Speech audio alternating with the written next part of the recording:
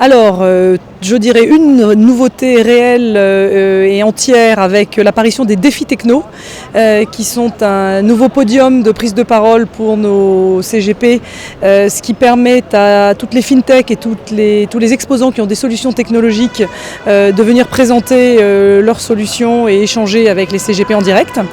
Une deuxième chose, c'est que nous avons beaucoup accéléré les formations que nous avions réintroduites l'an dernier. Donc il y a eu 21 modules de formation disponibles sur Patrimonia pour pouvoir toujours continuer à monter en compétences en permanence. Ça, c'était très important. Et puis le dernier point, c'est qu'on a apporté un soin tout particulier au programme cette année avec le recrutement d'une directrice éditoriale qui a donc travaillé à un programme qui nous a permis de voir des salles de conférences extrêmement pleines depuis le début. Voilà, donc c'est pour dire que finalement, plus que jamais, Patrimonia retrouve son ADN de convention de formation et d'institution de contenu. Alors d'abord, je tiens à souligner que cette année, c'était les 25 ans de Patrimonia. C'est la 26e édition et ça fait donc 25 ans que Patrimonia est né. Et donc, comme sur la plupart des éditions de Patrimonia, nous avons eu le soleil. C'est important.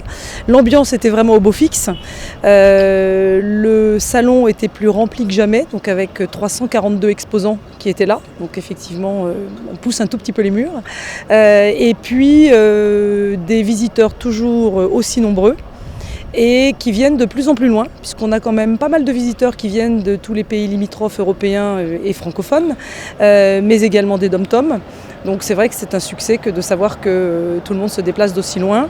Un plateau d'exposants toujours aussi varié qui essaye de représenter toute l'offre pour les CGP, avec notamment 25% de sociétés immobilières, 40% d'asset managers, et puis ensuite la répartition entre du private equity, de la défiscalisation et de l'assurance bien sûr. Voilà. Écoutez un petit peu ceux qu'on a constaté depuis 25 ans d'évolution du métier, savoir qu'on s'est aperçu que c'était un métier qui s'était beaucoup digitalisé, que c'était un métier qui s'était énormément réglementé et que c'était un métier qui devait pouvoir répondre à de nouveaux besoins patrimoniaux issus d'une sociodémographie qui a beaucoup changé en 25 ans. Le paysage français a vu l'apparition de beaucoup de familles en solo, de beaucoup de familles décomposées, recomposées, d'une population qui vieillit, etc. etc. Donc fort de ces constats, on fera en sorte d'accompagner toujours plus les CGP, mais on s'aperçoit que finalement, ils vont devoir, eux, devenir des conseils de plus en plus importants et donc être capables de procurer ce conseil, capables d'apporter une expertise très forte. Et donc c'est pour ça qu'on continuera sur Patrimonia à se faire fort de leur permettre de se former, de s'informer et de s'inspirer. Donc je vous dis à tous, rendez-vous le 1er et le 2 octobre l'an prochain, puisque c'est rare, nous aurons une manifestation qui se déroulera début octobre et non pas fin septembre.